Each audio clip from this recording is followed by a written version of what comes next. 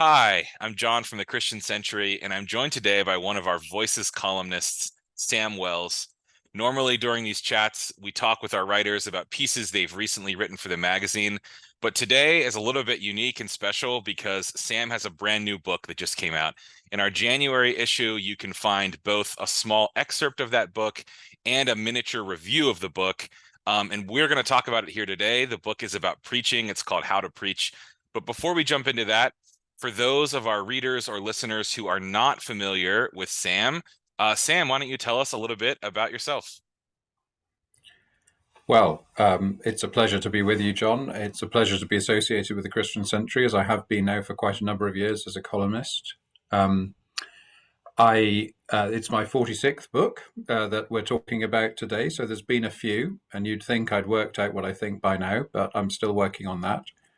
I've been Vicar of St Martin the Fields in Trafalgar Square in central London, where I'm sitting talking to you now for the last 11 and a half years. And prior to that, I was Dean of Duke University Chapel and Professor of Christian Ethics at Duke Divinity School in North Carolina. And I guess I've been ordained 32 years now. So I've spent a lot of that time working with issues of deprivation, and homelessness is a very big part of our life here. I've just broadcast the 97th BBC Radio 4 Christmas appeal with St Martin in the Fields for homeless people. So that's a great tradition here, along with classical choral music and broadcasting and many other such things. So I guess I spend my life about a third as a regular pastor, about a third as an institutional leader. We employ 250 people across the site here and in the different aspects of our ministry. And I'm the fairy on the top of that particular Christmas tree. And then I suppose I spend another third of my life as a kind of public theologian, public intellectual. And I guess it's in that capacity that I'm talking to you now. Yeah, well, with only a third of your time given to writing, you have managed to produce 46 books. So I'm a bit in awe of that. Thank you. And they just keep getting better and better, I'm sure. So now's a good Well, time for readers to jump in. I never know Um, if that's a compliment or not. When people say that's the best sermon I've heard you preach, you sort of think, you do a mental arithmetic and you say, well, I don't think it's the best I've done. So the others must have been pretty awful. no, it's a compliment. Um, okay, so this new book is called How to Preach, and there's four sort of distinct sections of the book that have to do with different factors that relate to preaching. And I thought we could just go through each section at a time, and for each one, we'll tell the listeners what the section is, but then we'll give you a chance to just share one interesting insight that you came across when you were writing the book, maybe something that made it into the book, maybe something that didn't. But the first section of the book is about the times, preaching to the times, and some of the chapters in this section have to do with politics, war, disability. So I'd love to just hear something that one of your favorite takeaways about preaching and the times. Well, I guess one of the insights I think I talk a little bit about in the book, but it is not to sort of carve up the Bible red letter style. You know, the guy 120 years ago who created red letter Bibles. We all have a kind of red letter Bible, and you know, for example, the Nazareth Manifesto in Luke chapter 4, or the sheep and the goats parable, when did you see me hungry, in Matthew 25. The social justicey people think, you know, this is my bit of the Bible. But I think the trouble, I guess I learned something really important when I was studying English literature to the sort of the top level at high school, whatever you call it. And I remember I learned a technique then that stayed me in kept me in very good stead ever since, and that is, don't answer the easy question. Always answer the difficult question, because you get more credit for doing the difficult question, and B, if you answer the easy question, you blurt out everything you know about it, and then after half the time, you've got nothing left to say. In sermon terms, that's pretty much the same insight. That actually, if you look at the passage, you think, it's one of my passages. It's the sheep and the goats. It's about how we should be feeding the hungry and so on. Well, you're going to struggle to say anything interesting about that passage if you approach it saying, this is what I and my congregation already think. There's not really a sermon to be preached there. So what I found interesting, I thinking particularly of the two sermons in the book on disability, I didn't choose those specially for the Sunday of the year at St Martin the Fields when we focus on disability. I just took them because they were there in the lectionary for that Sunday, and I think that discipline. I'm not a sort of lectionary fanatic, but the point is, we mustn't think we already know, and the congregation already know what a passage is about before we start opening our mouth. That sense of standing under the Bible as well as understanding the Bible, I think, is really important. And I think it provokes you to new places if you give yourself the discipline of addressing a passage, de novo, as it were. The other thing I think I would say, and I noticed this because a senior public figure came and spoke at St Martin's the other day, and he asked me for a bit of feedback, so I gave it to him. And he's a person whose life has been profoundly damaged by Boris Johnson, and he's pretty cross about it. That fact actually is quite widely known. And I said to him after the lecture, "You did a brilliant lecture, but the only thing that sort of let you down in the lecture is when you were cross with Boris Johnson, you mentioned him by name." I think the congregation, in my case, audience in his case, find it much more satisfying to be able to complete some of the sentences for themselves. That's partly what's satisfying about watching a movie or going to a play or reading a book, is when you put two and two together and make five for yourself, and the author or the playwright hasn't told you that. And he gave a wonderful lecture about Machiavelli and Aristotle, and it was clear that Boris Johnson was the Machiavelli figure.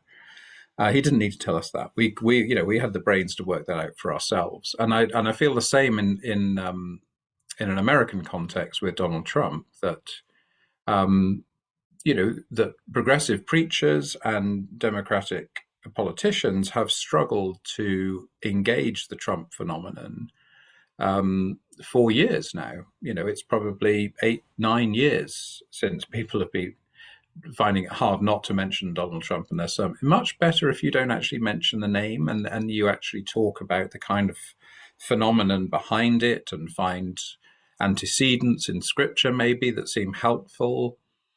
It's not just that I wouldn't make a facile comment like you don't preach politics in the pulpit, because everything's politics in the end of the day. But I would do it much more in terms of take your listeners seriously, take your congregation seriously, and work out what bits you need to say and what bits they can work out for themselves. And not only is that subtle and appropriate, it's also much more satisfying for the congregation. Oh, that's really good stuff. Thank you for sharing that. The next part of the book is about preaching in the seasons, and the chapters cover some of the major seasons in the church calendar, things like Advent, Epiphany, Lent, Easter. I would love to hear some of what you came up with for that part of the book.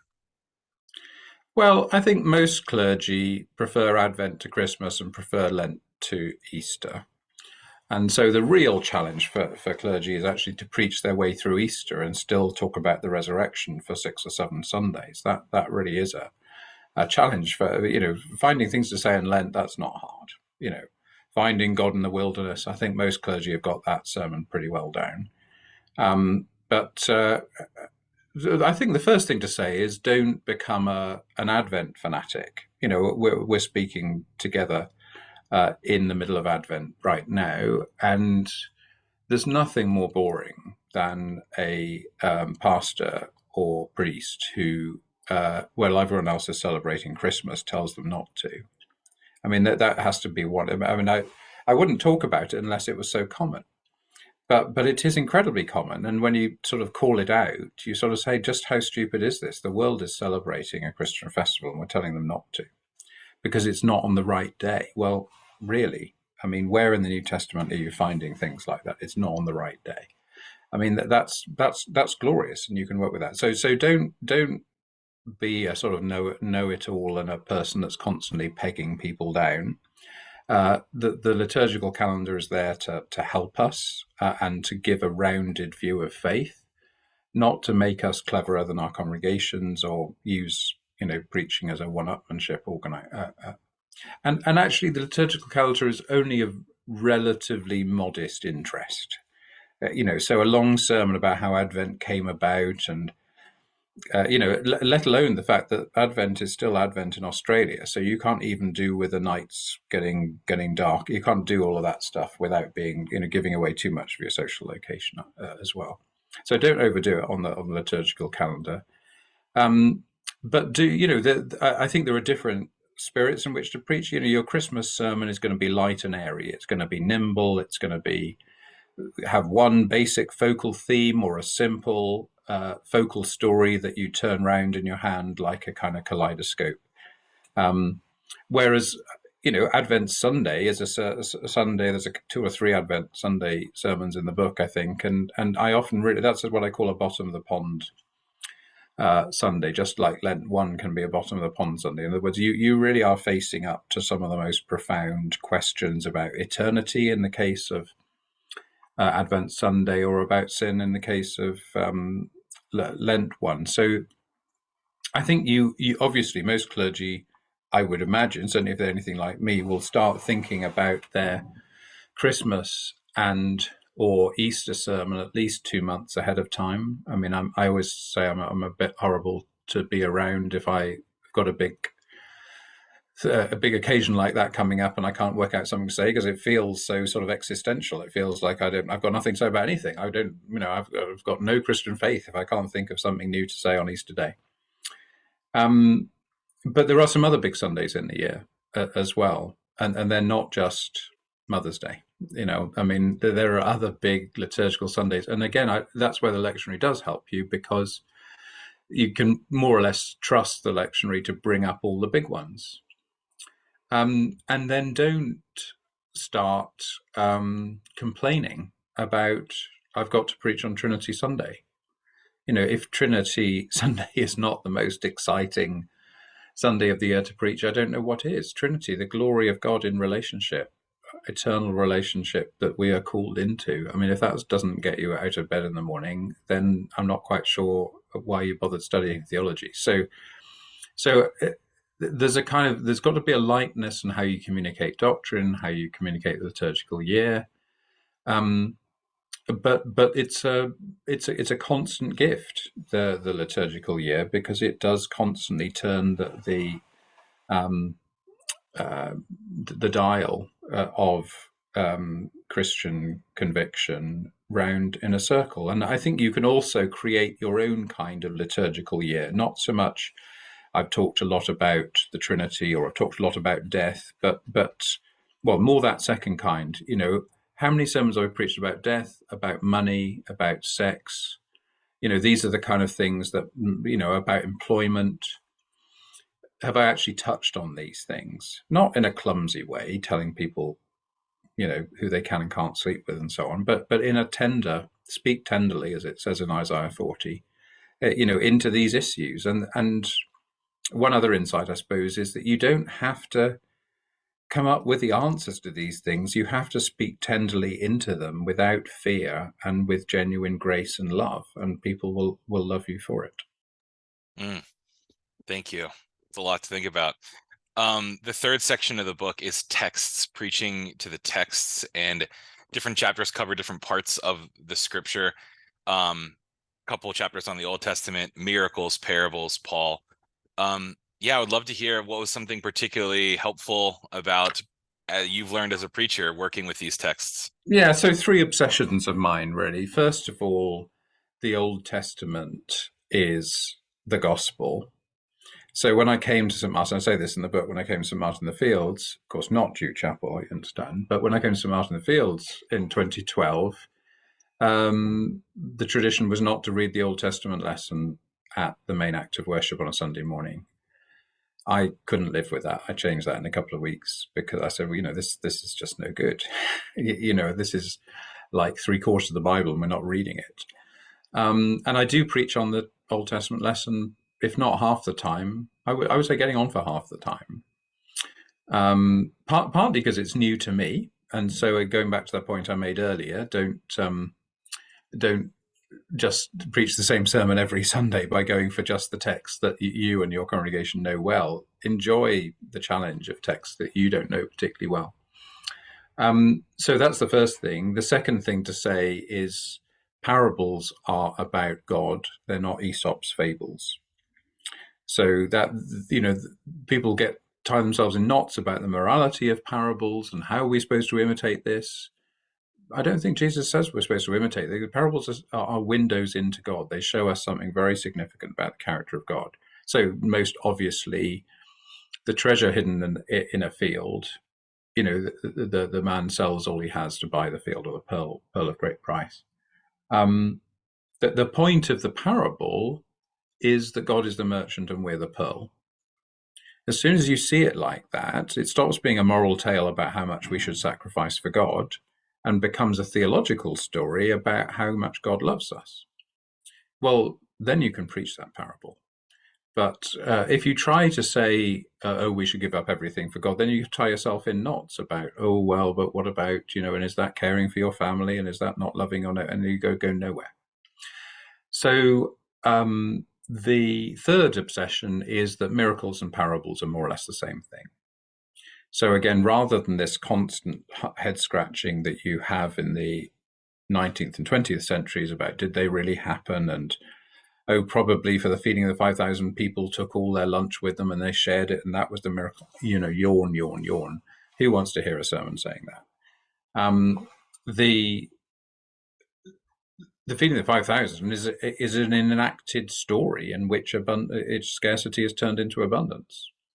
You know, that's what the whole Bible's about, doll.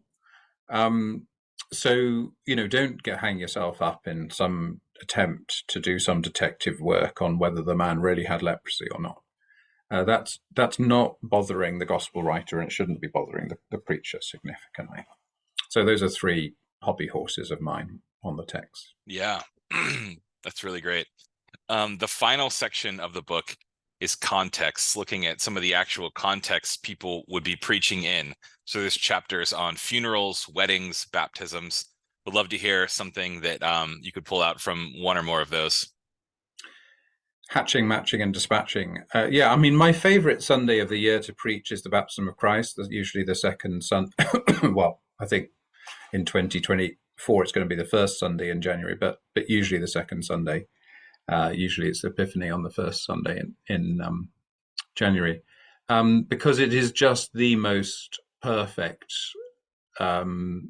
sense of all the promises of the Old Testament, kind of finding their yes in Christ. You know, that's, you know, tear the heavens and come down, and then he does come down. And Isaiah 43, which is possibly my 1 to 7, which is possibly my, you know, most beloved passage in the Bible, precious, honored, and loved, in the middle of a chiasmus, where, you know, the first 3 verses talk about the salvation history of Israel, and then you've got this Israel is precious, honored, and loved, and then the next 3 verses kind of retell upside down the history of Israel. You know, it's just magnificent, and that passage always comes up. So if you've got a baptism in the liturgy on the baptism of Christ, that's always kind of humdinger for me. I think I've got lots of good associations with sermons preached on that. It seems to be a sort of constantly fertile text, and I think also probably the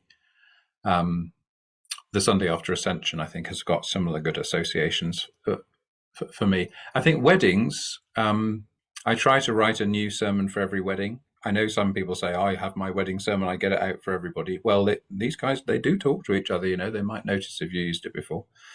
I do most of my wedding preparation through sermons I've preached at previous weddings. So, you know, I can't obviously use them again. And likewise at a funeral, I don't think I've ever preached the same sermon at more than one funeral, certainly not at a church funeral. Because you are shaping it around your understanding of the couple or the deceased in the case of the funeral. My lesson to new clergy is that a funeral sermon is worth about 20 regular sermons. People listen with an intensity. It's almost because the person's life is the text through which you are seeing God. And when you treat a person's life as a text, people pay attention in a way they never pay attention to the Bible. So those are a few thoughts. I do think a baptism is tricky because it's a baby and there's noise and there's hubbub with other children and things like that. And yet, these things can be helpful to a family, even if not in the moment. If you've written them down, as I usually do these days, you can send them a copy afterwards with, on the Tuesday saying, wasn't that a great experience together on the Sunday? I just enclosed this for you in case you wanted to forward to people who couldn't be there or wanted it as a memento for your daughter. Or, that I suppose that's the thing I learned when I was at Duke Chapel, was that sermons have a lot of life after the moment in which they're preached. Before I went to Duke, I thought of sermons as an event that just happened once and were a transformative rhetorical experience. But I came to understand at Duke Chapel that these things can have a life long beyond the moment when they're preached. And of course, now with YouTube and everything, they can have an extraordinary life beyond when they're preached. So, those are a few more reflections on the different kind of contexts and why about, and I suppose the last thing to say is that you always think with a funeral, you're preaching to the front row, the bereaved. When it's a wedding, it's just the couple and their close family. But at every wedding, there's a couple 7 rows back who are wondering whether they still want to be married in a 6 months' time, or one of them is. And at every funeral, there's the person that had an affair with the deceased, who's 12 rows back, who nobody knows about, who's hanging on your every word because they're not going to get any acknowledgement in the service. At every baptism, there's a person who longs to have a child, or a person whose child has gone all over the place in teenage years and is trying to recapture, the joy of parenthood. So, you're never just talking to the front row. I guess that's the biggest, my biggest piece of advice to preachers on those big occasions. Yeah, wow, that's really helpful. Well, the book is How to Preach, and it sounds to me like a really, really rich resource for people who preach. For those of you who are interested, below in the video description, we will have a link where you can order this book. We will also have a link where you can read all of the columns that Sam has written for the magazine, The Christian Century. Doesn't get Sam, more exciting than that. that's right. Articles, you could spend hours reading these articles. Sam, thank you so much for joining us and chatting today about the book. It's a real pleasure, John. Thanks for the invitation, and thanks for the people who've taken the time to watch.